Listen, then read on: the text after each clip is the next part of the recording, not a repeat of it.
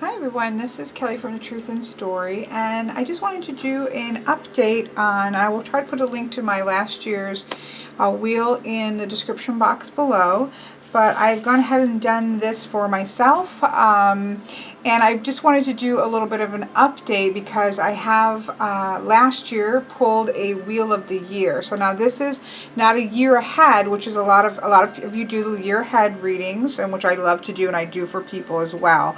But it didn't quite resonate as well for me, and have been following the wheel and the motion of the Wheel of the Year, and which is following really the process of the sun, right? And so I decided to do a Wheel of the Year last year where I pulled a card for each one of the equinox solstices and cross quarters. And so then I had a little thing that I have up on top of my shelf that I would keep my year card in and whatever that season's card was, so that I kept that in mind. I was always seeing it from wherever I was in the apartment, and I have to say that I found a lot of it was really a helpful thing for me to have, because I would see that particular card, and whatever that instinctual first message that would come to me would almost come a little bit of a mantra for that particular time. Or I was struggling with something and I would look up and I would remember, okay, take a step back, whatever the energy was. I think the first one was maybe the Knight of Pentacles, and it was like, move towards stability, take a breath, step towards stability, or something, whatever that would be. And that would really get me through in important ways during that time for me. The other thing that I did last year was starting with Yule. Now these are not in the order in which I purchased them. I think this was actually the very first one. But for each, starting with Yule, for each of the equinox solstices and cross quarters, I purchased a fire and ice crystal. My friend Patrick had purchased a full henge of fire and ice, which is now with my friend Bobby, and she's loving it so much. And I loved the idea of it, and I was just going into starting with my Wheel of the Year, and I thought, you know what, if I purchase one for each of those times, then by the time I get around to the last cross quarter Samhain, or what really astrologically falls on today, which is November 7th, I would have a full henge to work with for the Wheel of the Year energies. And so so that's what I did. So for each one, there were really two Etsy shops that I will put links to in the description box below that I purchased all of these pretty much through, and for really reasonable prices. I don't think any of them were more than $15, and I just paid for, got them each one as that time rolled around. And I wanted for the Samhain end of the year energy, which is again November 7th, is what really things are ending and beginning. I decided I wanted a smoky quartz point in order to just kind of highlight that this is the ending and the beginning. And so I have a smoky quartz point for that point. So what I've done is I pulled, as I did last year, I pulled a card for each one. So we start here with Yule, work our way around, and end next year at the cross quarters.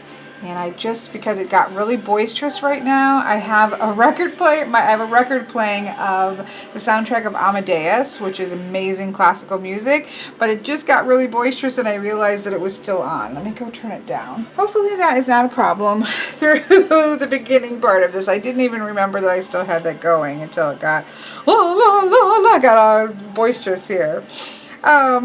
So I pulled a card all the way, and I also pulled a card for the year. This was quite interesting because I was shuffling my cards, which this was, nothing new about about shuffling this deck. I use it all the time and I love it. For myself, I tend to. So if those who might want to know, this is one of my all-time favorite decks, which is the Tarocco Neoclassico, which is an Il Menegalo reproduction from a deck of the 1810. I really wanted to go with a pip deck this year because, you know, that's how I most easily love to read. It brings me the most joy, and it allows the reading to be the most open for me personally.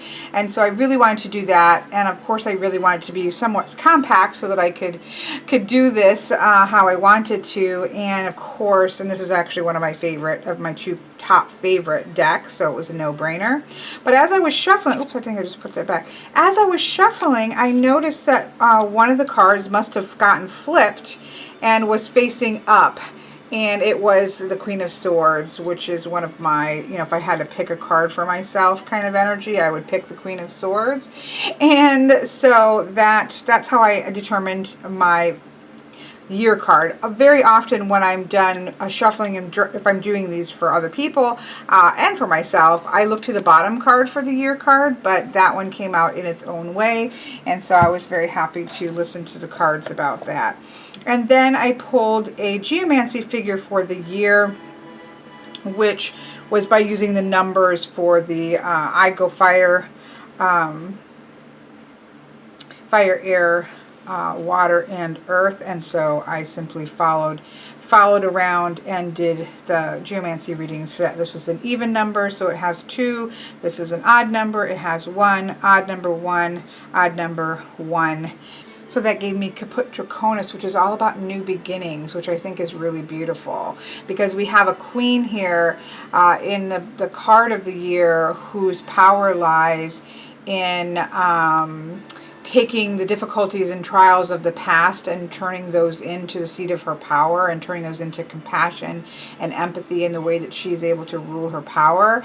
And then we also have the figure for new beginnings. So I think that those two combined make a really beautiful kind of overall year message, and to then apply to the rest of the cards. So as Yule comes into play,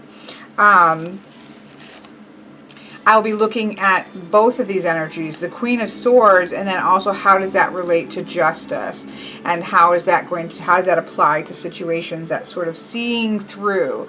They're very similar energies, right? Cutting through emotion and seeing to the truth and to the heart of the situation, to the intellect of the situation, and justice being blind, and all the different things that we can dive into with the Justice card. But overarching all of that is the energy of the Queen of Swords, which is really powerful for me because that is a personal card for myself, so, as well as a yearly card. And so I'm really excited to dive into this coming year with this Wheel of the Year. I will be putting it into my book, and again, as I said, I have a handy little, let me show it to you. You can get these at, Hobby Lobby, Michael's, those kinds of things of that nature. They're meant to hold, I think, pictures and things like that. And so I just literally would have the card. Last year I used a Wild Unknown, and I kind of set in the card of the year, and then whatever the card that I'm dealing with going into that energy is there, and then that's just always up where I can kind of pay attention to it and see that. And so it always is that sort of touchstone to that current energy that I'm working with for the year. So that is how I sort of keep it out and about, so that I'm always referencing it and always paying attention to those energies. And I really found that to be quite powerful last year all the way through, and I'm really looking forward to doing that again. So for many people, you would do something similar, but you would do it for the year ahead coming close to January, and I'll do a different video on that. A lot of people do that, and then you'll draw a card for every single month. And I've done those all year long, actually. People haven't just done it in January. A lot of clients that I have purchase Wheel of the Year, they'll do it from their birthdays, or the year heads, they'll do it from their birthdays, or just wherever they're starting. Somehow there's a big shift in their life and they just kind of want to see the progress of it. So it's been really neat to see all of the energy of when people and how people go about using the year ahead and Wheel of the Year, which has been quite powerful. So, but I will put, and Patrick also tends to have a lot of videos on working with the Wheel of the Year, or the year ahead, I get so confused. For me, the year ahead is the monthly, and the wheel of the year is following the wheel of the year, starting with the winter solstice and moving around. And that's something I'm working with on a more personal level this year. Patrick made up this graphic here, which I then redrew into a book that I'm working with. And so it has all of the dates of the winter solstice, the spring equinox, the summer solstice, and the fall equinox, and then the cross quarters that you have here, and then also the full and new moons during those time periods. And then I drew this into my own book, and kind of working, instead of where I have been looking at sort of the archetypal and the sort of stories that went along these times of the year. And the last year and the coming year, I'm going to be really working on more personalizing it. What does this time of the year actually mean for me? And so working out kind of a personal wheel of the year. So that's an energy that I'm going to be really focusing on this year in a little bit of a different way that I did last year.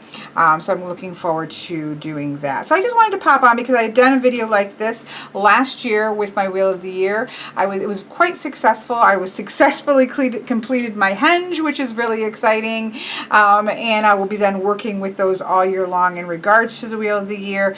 And then following the wheel of the year this way with the cards has been very helpful and very successful, and I've really enjoyed the process. So I hope that you've enjoyed this little peek at my wheel of the year, and I wish you so much peace.